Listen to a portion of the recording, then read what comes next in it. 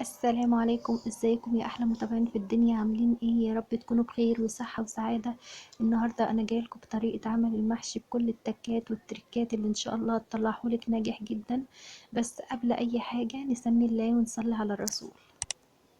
بداية كده هنحط المية بتاعت سلق الكرنب. انا ما بحطش فيها اي حاجة يا جماعة، علشان انا بحس ان طعمه كده احلى، وطعم الكرنب بيبقى مسكر لما بحط فيها اي اضافات. صراحة يعني بتغير لي طعم الكرنب وما بحسهوش. فانا ما بحطش حاجة في المية اثناء السليق. هنا بقى الحلة بتاعت اللحمة هنبتدي نحط فيها معلقة سمنة تسخن، واول ما تسخن هننزل بيها باللحمة تاخد كده صدمة من الجنبين، بحيث انها تحتفظ بالعصارة بتاعتها. طعمها يا جماعة بيبقى احلى بكتير من ان انت تسلقيها على طول. جربيها بالطريقة دي ان شاء الله تعتمديها. بعد ما ادينا لها تشويحة كده هننزل عليها بكام ورقة لورا وكام واحدة حبهان. وبعد ما مية الكرنب غليت هنبتدي ننزل بالكرنبة بتاعتنا ونلفها على جميع الاتجاهات.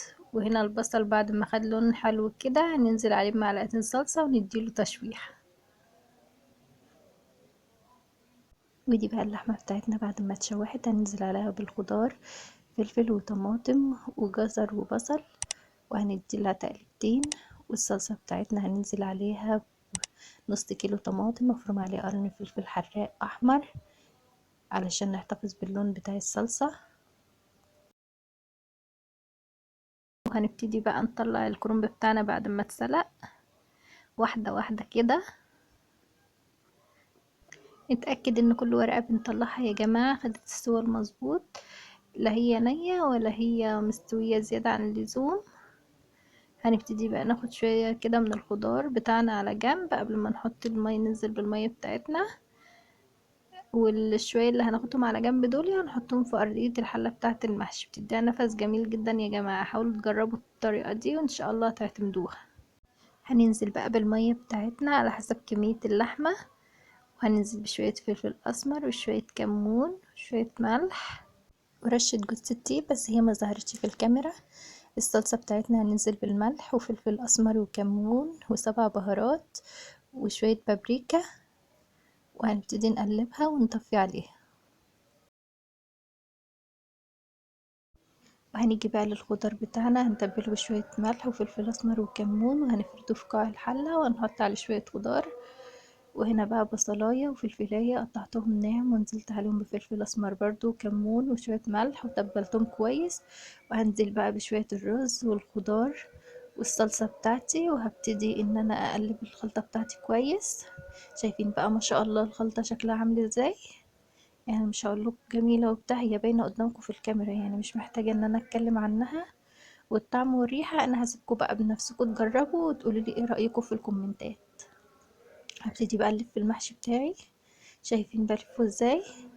ما بياخدش معايا وقت خالص، بفرد ورقة على ايدي وببتدي بالصباعين اللي انتوا شايفينهم، وابتدي ان انا ابرم بتاع الصابع كويس لحد ما يتلف معايا. انا عايزه اقول لكم كمان ان انا كنت مبطئه عشان تشوفوني وانا بلف كويس، يعني انا بلف اسرع من كده بكتير.